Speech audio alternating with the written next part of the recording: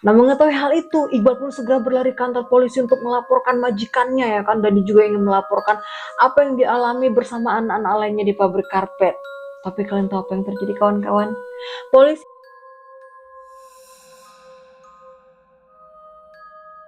Assalamualaikum warahmatullahi wabarakatuh. Halo kawan-kawan, apa kabar kalian di sana? Semoga kalian baik-baik aja, sehat dan bahagia ya. Oke kawan-kawan, malam ini aku akan ceritakan ke kalian sebuah kisah nyata tentang perjuangan seorang anak laki-laki asal Pakistan yang menjadi seorang pekerja paksa di industri karpet sejak ia masih berusia 4 tahun untuk melunasi utang-utang keluarganya. Namun pada akhirnya ia berhasil melarikan diri dan menjadi seorang aktivis cilik yang berani berkampanye untuk melawan sistem kerja paksa tersebut sebelum akhirnya ia dihilangkan nyawanya pada usia 12 tahun. Gimana cerita selengkapnya kawan-kawan? Langsung aja kalian simak aku ceritain sekarang ya. Stay tune.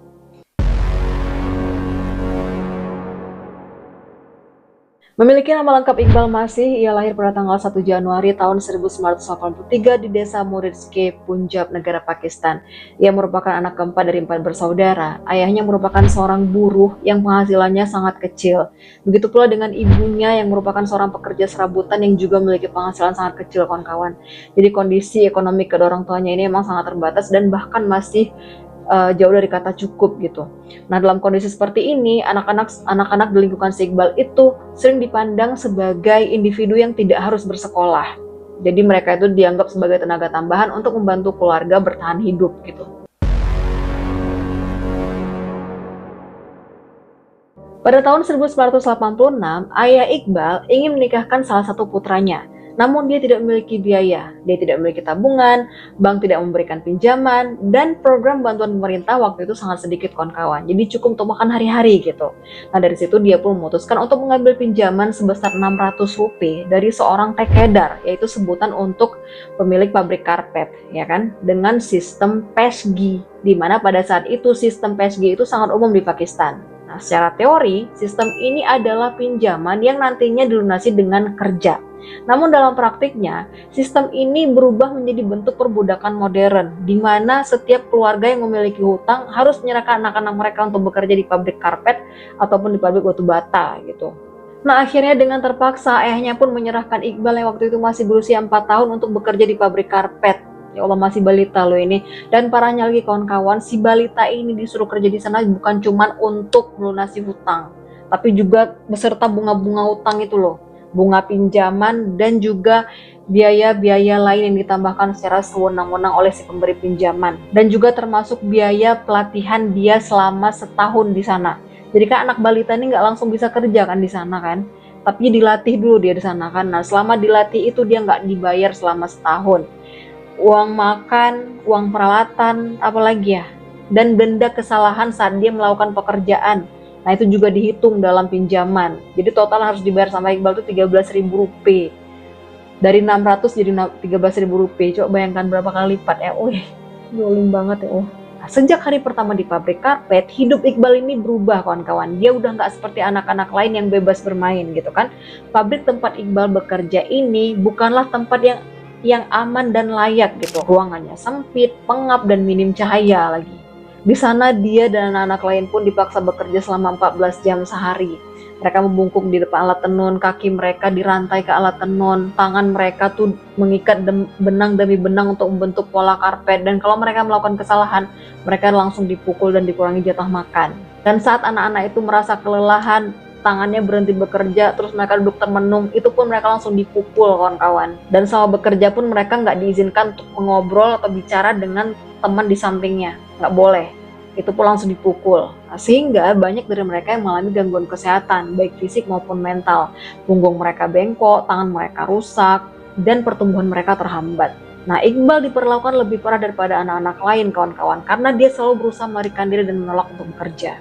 Dan selama bertahun-tahun Iqbal hidup dalam kondisi tersebut tanpa mengetahui bahwa apa yang dialaminya adalah sebuah pelanggaran hak asasi manusia.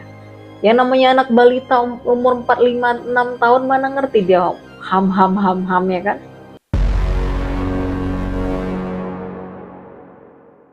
Pada suatu hari, tepatnya pada saat Iqbal berusia 10 tahun, ia mencoba mengendang-endang keluar dari pabrik, ya kan? Nah, pada saat itu kawan-kawan, si pemilik pabrik sedang tidak berada di tempat. Nah, setelah Iqbal berhasil keluar dari pabrik, dia pun sangat senang dan bermain seperti anak-anak lain pada umumnya, tanpa merasa khawatir kalau nih ketahuan nih aku bakal dihukum berat nih. Nah, lalu pada saat dia sedang berkeliling, dia melihat sebuah kerumunan. Karena Iqbal ini dari usia 4 tahun sampai 10 tahun itu kan dia nggak pernah lihat keramaian gitu, dia pun penasaran kawan-kawan. Dideketin lah kerumunan itu, ya kan. Nah, ternyata kerumunan itu adalah sebuah rapat terbuka yang sedang diselenggarakan oleh organisasi bernama BLLF, yaitu kepanjangan dari singkatan dari Bonded Labor Liberation Front, yaitu sebuah organisasi yang memperjuangkan pembebasan buruh terikat. Nah, pada saat itu, ketua BLLF bernama Ehsan Ullah Khan sedang berpidato, ya kan? Si Iqbal pun dia simak lah apa yang disampaikan oleh Pak Ehsan ini dalam rapat. Di sanalah untuk pertama kalinya Iqbal mengetahui bahwa anak-anak tidak seharusnya bekerja seperti itu, dan ia juga mengetahui bahwa ternyata sistem PSG sudah dinyatakan ilegal oleh pemerintah Pakistan. Nah, mengetahui hal itu, Iqbal pun segera berlari ke kantor polisi untuk melaporkan majikannya, ya kan, dan dia juga ingin melaporkan apa yang dialami bersama anak-anak lainnya di pabrik karpet. Tapi kalian tahu apa yang terjadi, kawan-kawan? Polisi malah membawa dia kembali ke pabrik untuk meminta imbalan atas pengembalian pekerja paksa yang melarikan diri. Ya, menurut aku ini sangat membagongkan sih kawan-kawan ya. Dia bukannya malah melindungi, malah mau nyari uang sampingan. Nah, karena ketahuan melarikan diri, Iqbal ini pun tak luput dari pukulan dan hukuman lain, termasuk gak dikasih makan kawan-kawan. Namun semakin keras siksaan yang dia dapatkan di situ, semakin keras pula tekad dia untuk coba kabur lagi dari situ kawan-kawan. Hingga suatu hari, untuk kedua kalinya ia pun berhasil kabur lagi. Nah, kali ini niatnya adalah dia benar-benar ingin melaporkan dan membuat pengaduan atas perlakuan tidak manusiawi yang dia dan anak-anak lain rasakan. Nah, tapi kali ini Iqbal tidak lapor ke kantor polisi kawan-kawan. Karena dia tahu kalau dia lapor ke kantor polisi dia bakal dibawa lagi nih ke pabrik karpet, dikembalikan lagi ke pabrik karpet, ya kan? Tapi yang dia lakukan adalah dia langsung menghubungi organisasi BLLF. Pinter dia kan? Dan secara tidak sengaja, Iqbal mendekati sebuah kerumunan yang pada saat itu sebuah organisasi bernama Bricklayer Union sedang mengadakan rapat terbuka. Jadi Bricklayer Union ini adalah serikat buruh yang mengorganisir pekerja pabrik batu bata dan mengorganisir buruh-buruh dewasa gitu. Jadi dia nggak fokus pada anak-anak dan juga tidak menyediakan sekolah rehabilitasi. Nah, sedangkan BLF adalah organisasi hak asasi manusia yang secara aktif membebaskan buruh terikat, serta menyediakan perlindungan dan juga pendidikan bagi anak-anak korban eksploitasi. Itu bedanya kawan-kawan. Jadi BLF ini lebih fokus dia terutama bagi anak-anak gitu. Nah, dalam rapat terbuka yang diadakan oleh Bricklayer Union tersebut, seorang ketua BLLF pun turut hadir yang bernama Ehsan Ullah Khan. Nah, disitulah Iqbal melihat Pak Ehsan ini lagi, ya kan. Dia melihat, oh ini kan sama dengan bapak yang berpidato waktu itu, gitu ya kan. Nah, disitu pun akhirnya dia langsung mendekati Pak Ehsan ini dan berhasil melaporkan perlakuan tidak manusiawi yang dia rasakan bersama anak-anak lainnya di pabrik karpet. Pak Ehsan ini pun akhirnya menanggapi laporan Iqbal dan membebaskannya dari belenggu perbudakan. Akhirnya dengan bantuan BLLF, Iqbal pun berhasil dibebaskan dari pabrik karpet, ya kan? Namun kebebasan itu tidak berarti hidupnya langsung menjadi mudah kawan-kawan. Ia harus menjalani perawatan kesehatan akibat perlakuan yang dia terima di pabrik karpet, sehingga pertumbuhan dia menjadi tidak normal. Badan dia sangat kecil, berbeda dengan anak-anak lain seusia dia. Jadi seharusnya badan dia itu udah setinggi anak kelas 6 SD, tapi Iqbal ini masih kelihatan kayak masih anak kelas 1 SD gitu. Dia pun mulai bersekolah di sekolah yang dikelola oleh BLLF. Di sana ia mulai belajar membaca dan menulis dari nol, dan dia pun menunjukkan kecerdasan dan keberanian yang luar biasa gitu kan. Tapi alih-alih untuk memilih hidup tenang seperti anak lain kawan-kawan, Iqbal ini justru memilih untuk berbicara. Dia mulai menghadiri pertemuan, berdiri di depan orang dewasa dan menceritakan apa yang dia alami. Dengan suaranya yang kecil, tubuhnya yang rapuh itu, ya kan, dia menjelaskan bagaimana anak-anak dipaksa bekerja, dipukuli dan dirampas masa kecilnya. Sehingga keberanian Iqbal ini pun menarik perhatian dunia. Ia diundang berbicara di berbagai forum termasuk di luar Pakistan. Pada tahun 1994, Iqbal menerima Reebok Human Rights Award, yaitu sebuah penghargaan internasional atas perjuangannya melawan pekerja anak. Saat itu usia dia sekitar 11 tahun, kawan-kawan. Nah, yang kerennya dari si Iqbal ini, kawan-kawan, walaupun masih berusia 11 tahun gitu, saat dia berpidato, dalam pidato-pidatonya dia tidak pernah melihat naskah. Dia nggak pernah pakai kata-kata indah dan dia nyontek dari naskah, enggak. Tapi dia menggunakan bahasa dia sendiri dan cara dia sendiri untuk menceritakan kenyataan kepada forum, pada orang-orang yang mendengarkan dia, ya kan.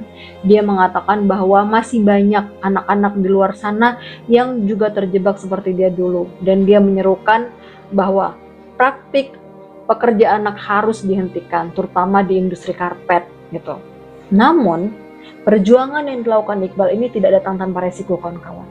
Ia pun mulai mendapat ancaman. Industri karpet merupakan bisnis besar dengan kepentingan ekonomi yang kuat di Pakistan. Jadi, sudah pasti keberadaan seorang anak kecil yang membuka aib ini dianggap berbahaya bagi sebagian pihak.